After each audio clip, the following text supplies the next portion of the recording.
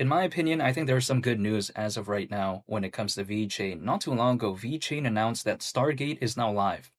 Now, what is Stargate? I mentioned it in my previous video, but in case someone is wondering what that is, let me showcase what I mean by this, right? Because, for instance, allegedly, Stargate introduces innovative staking and NFT features. Hypothetically, the way I take a look at it, enhancing tokenomics, which could, in theory, maybe help its ecosystem moving forward. So I do like what I'm seeing when it comes to VeChain. It's at least doing something. And some other projects out there, they're not really doing anything, but I do like this because let's discuss the first aspect. People may be thinking, oh, NFTs, who cares about this and all this? But in my opinion, even though a lot of the hype kind of disappeared ever since 2021 when it comes to NFTs, I still am a fan of that sector because, for instance, according to Grandview Research, the NFT market is expected to be worth over $200 billion by 2030. So that's pretty massive. I mean, who knows if it will ever reach that, but let's say it does. That could hypothetically be bigger than some countries' GDP. Not to mention, we have to take a look at when it comes to kind of, in theory, helping the ecosystem of VeChain. I get it. When it comes to VeChain, it doesn't necessarily have the best adoption out there. It's not the most popular, but I think, if anything, this is going to be good, maybe, for its future because it's at least improving VeChain. Now, it's not like I felt VeChain was bad or anything. I already thought it was good anyways, but having Stargate, why not? This is the way to take a look at it. But even besides that point, VeChain stuck with its promise in a sense that it was kind of anticipated, early July, and then they actually did that, right? So I am optimistic when it comes to VeChain because some other projects out there, they say they're going to do this or do that. They never do anything sometimes. And I mean, it is what it is. Maybe they have other things to do or whatnot, but I feel like something like VeChain is being treated seriously. It's not being treated as kind of like a part-time thing. Other projects out there feels like that, and maybe it is a part-time thing for the team, who knows in some other cases, but I like a project that is actually being taken seriously, and I do find that, when it comes to VeChain, it is something that feels to me that is taken seriously. Not to mention, people like to complain and say, oh, the VeChain Tor blockchain doesn't have the best adoption.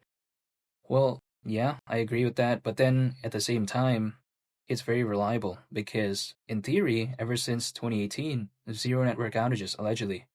I mean, that's very fantastic in my opinion, extremely reliable, at least that's the way to take a look at it. Again, not the best adoption, but I like its reliability.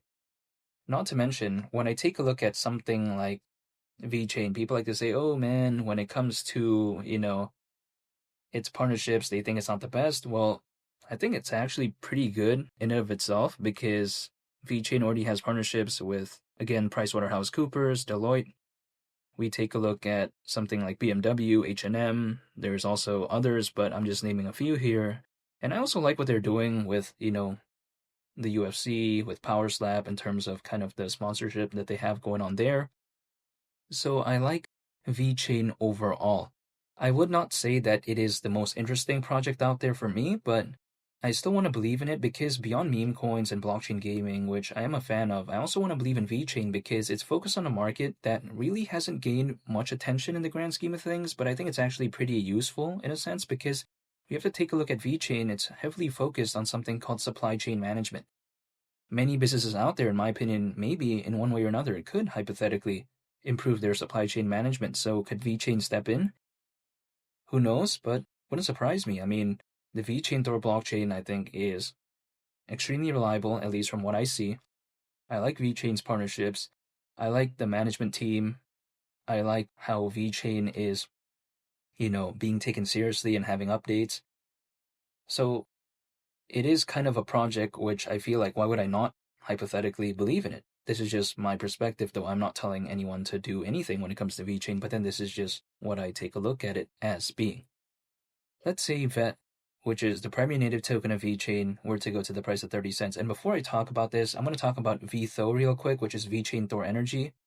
And for instance, right, when it comes to, VeChain Thor Energy, again, it is basically kind of like the gas token when it comes to, VeChain. But again, I'm going to talk about VET. VET at the price of 30 cents, let's say, considering current circulating supply, market cap would be around $26 billion, around a 13x from here. Actually, in my opinion, 30 cents doesn't seem too ridiculous to me. We've seen BNB reach over $100 billion of market cap, and that was back in 2021. And again, I just don't know why this is unrealistic. I mean, back then, during the peak of that, we're on around 300 million crypto owners. Now, allegedly, we have over 600 million, according to Crypto.com research. Way more crypto owners, not to mention there's a lot of hype for, kind of the Bitcoin ETF, the Ethereum ETF, and also, let's see if other projects do get ETFs. I think that could hypothetically also be good in terms of bringing good, I would say, vibes to the whole space. Because as the old saying goes, a high tide raises all ships. I think if the sentiment for many of these bigger projects do get better, I think maybe, it's going to help also kind of have that, I would say, better perceived notion for other projects out there that may not be that massive, but then still have good fundamentals. So I still like what I'm seeing when it comes to this space. I'm just going to stay patient because realistically speaking, I mean, whenever VET ever decides to wake up, or just the altcoin space overall, that is beyond my control. So in the meantime, I'm just going to take a look at VeChain, take a look at what it's doing, and just hold, and I just wait. Literally, that's it. But beyond that, I can't control anything else. So I'm going to stay patient and just, continue to believe in the projects which I find interesting. And I do like VeChain. I like the concept, and I don't want to give up on it. And feel free to subscribe if you enjoyed this video. I'd greatly appreciate it. It's been Lee the Captain. I'll catch you all in the next one. I'm out. Peace. Bye.